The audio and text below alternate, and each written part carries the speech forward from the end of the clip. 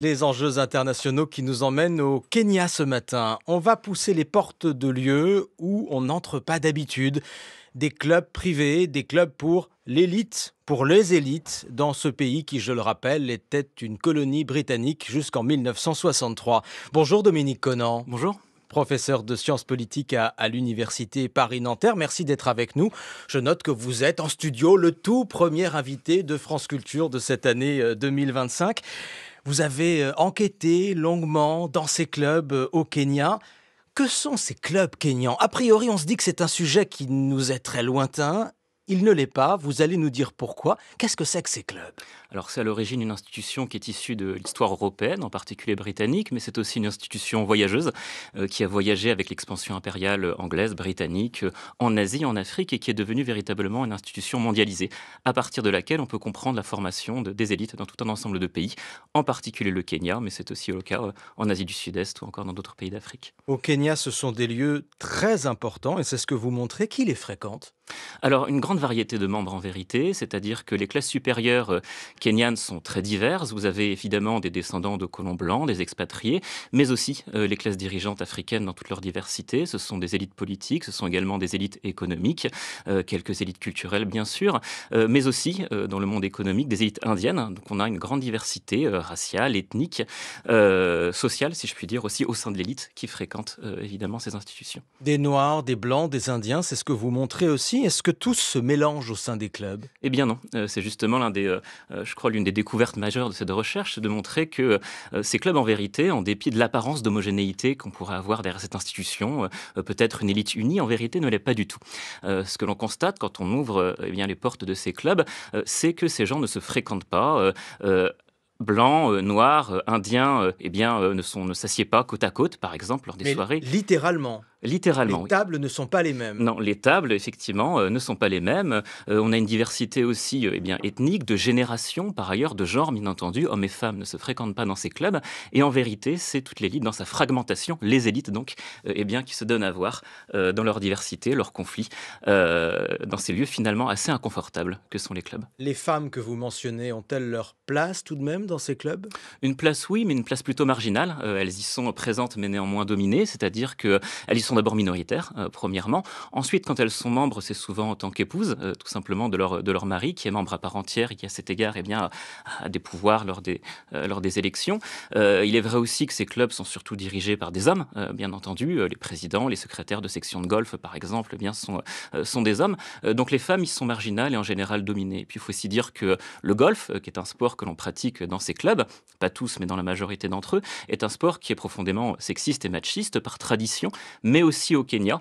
On en a par exemple les tournois amateurs les plus célèbres du pays, comme par exemple le tournoi de Pâques, qui est réservé exclusivement aux hommes et qui se conclut le dimanche après-midi par un déjeuner réservé uniquement aux hommes, où les seules femmes de l'assistance sont des serveuses, et où chaque capitaine de club de golf va à la tribune faire une blague, en général sexiste, qui va amuser cette assemblée d'hommes réunis. Ça fait partie aussi du rituel. Ça fait partie du rituel, voilà.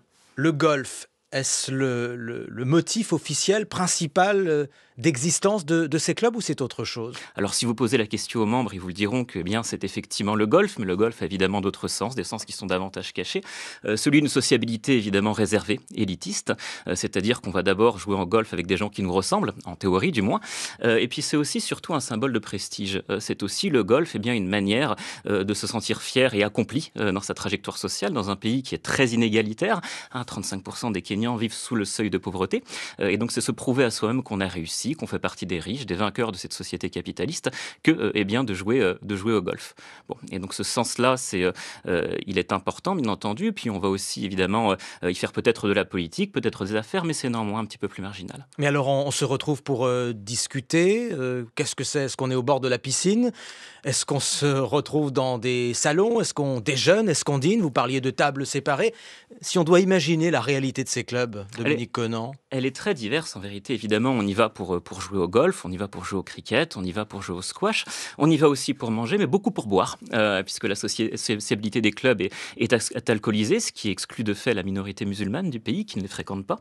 Et donc cette société, dans cette sociabilité, pardon, dans tout son éclatement, avec toute la diversité des sections sportives, des bars, des restaurants, le Nairobi Club, par exemple, à près d'une dizaine de bars, fait précisément qu'une grande diversité de membres peuvent participer à la sociabilité d'un même club sans néanmoins se fréquenter et nécessairement se croiser. Le titre de votre livre, Faire partie du club, élite au pouvoir au Kenya, aux éditions du CNRS. Pour faire partie du club, on paye combien? Ça dépend des clubs, mais pour les clubs les plus onéreux à Nairobi, les plus prestigieux, c'est souvent entre 3 000 et 5 000 euros de frais d'entrée, auxquels s'ajoute un abonnement annuel, notamment à la section de golf, qui peut être de 1 000 ou 2 000 euros environ. Alors c'est assez peu par rapport à ce que serait par exemple l'appartenance à un grand country club américain ou britannique.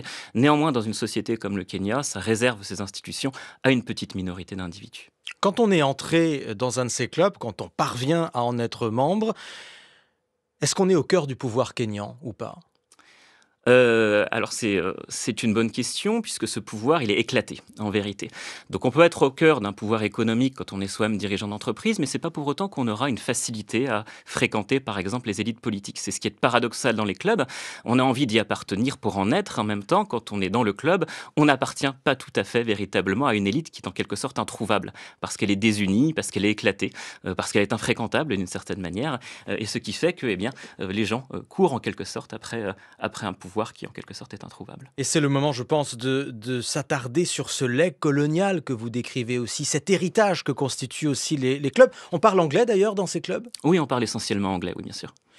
Que reste-t-il là de la monarchie britannique dans ces institutions?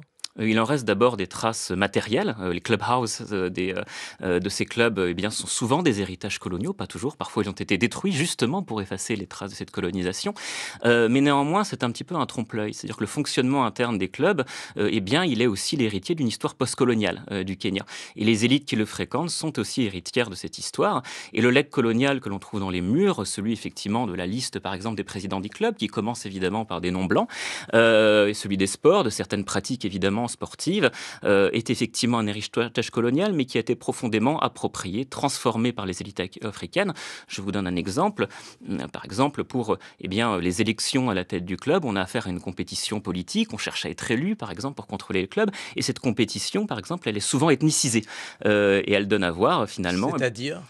Par exemple, les Luo essayent de contrôler le club contre, par exemple, le candidat des Kikuyu, et on retrouve dans le club, finalement, ce que l'on retrouverait par ailleurs dans la compétition politique à l'échelle du pays, c'est-à-dire une compétition ethnicisée pour l'accès à la ressource symbolique mais aussi matérielle que représente ce club. La colonisation a été violente au Kenya. Pourquoi ressusciter un symbole aussi de cette époque? Peut-être précisément parce qu'elle a été violente et que les Britanniques ont apporté dans la formation de l'État kényan une marque particulièrement forte et peut-être plus forte qu'elle ne l'est ailleurs. C'est-à-dire que dès le début de la colonisation au Kenya, les clubs font partie du pouvoir. On donne à juger, les tribunaux et les magistrats se rendent dans les clubs pour rendre justice. On organise même les premières messes au sein des clubs quand il n'y a pas d'église. La vie politique de la colonie s'y joue, mais aussi la vie économique, les associations de planteurs, les associations également de fermiers se réunissent dans les clubs, ce qui fait que les clubs font partie du pouvoir politique et économique dans ce pays. Et donc, à l'indépendance, on peut difficilement se débarrasser d'une institution qui, en dépit du fait qu'elle soit informelle, est profondément liée à la construction de l'État et du pouvoir dans ce pays. Tout est associé là à un imaginaire de la mondialisation. Si vous commenciez par là tout à l'heure, est-ce que vous pouvez nous l'expliquer?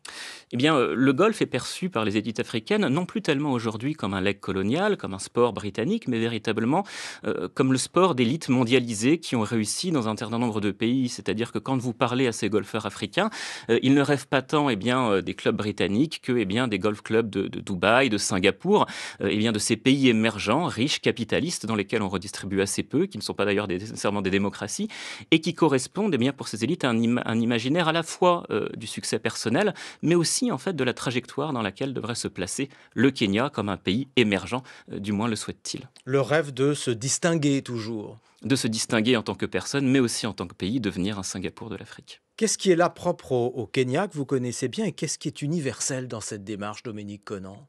Alors, ce qui est universel, c'est effectivement le modèle voyageur, si je puis dire, qu'est le club, une institution que l'on retrouve partout. Ce qui est kényan, c'est l'histoire dans laquelle elle se greffe véritablement.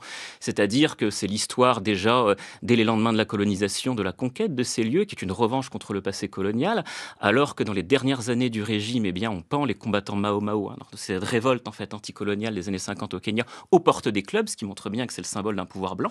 Et donc, en fait, eh bien, quand les Africains essayent de jouer au golf dans les années 60, ils vont sponsoriser les caddies, qui sont les meilleurs golfeurs. Les caddies sont ceux qui portent les sacs sur les parcours de golf, pour qu'ils essaient de battre les Blancs et pour qu'ils montrent ainsi que ce pays est désormais à eux, dès lors qu'il a atteint l'indépendance. Qu'avez-vous compris à travers ce travail de l'élite, des élites, en tant que sociologue aussi des élites? Alors, quand on pense au club dans la sociologie, par exemple, française ou américaine, les travaux des Pinson-Charlot, par exemple, ou de Wright Mills aux États-Unis, on a l'impression que les clubs sont les lieux qui démontrent l'homogénéité des classes dirigeantes, que les élites seraient organisées, voire qu'elles seraient en collusion permanente dans ce type de lieu. C'est vrai que c'est l'idée générale, ou l'a priori peut-être. Voilà, mais en vérité, au Kenya, en tout cas, on montre en vérité que ces lieux sont des lieux qui cachent une grande fragmentation, des divisions fortes au sein de ces élites.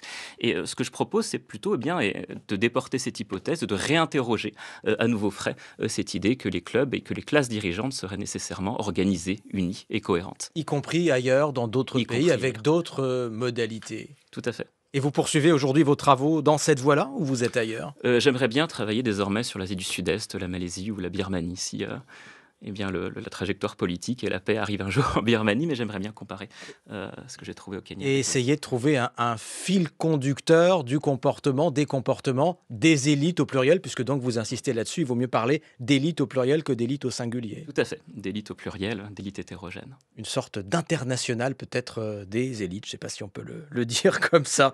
Merci Dominique Conant, c'est très intéressant. Je rappelle que vous êtes professeur de sciences politiques à l'université Paris-Nanterre.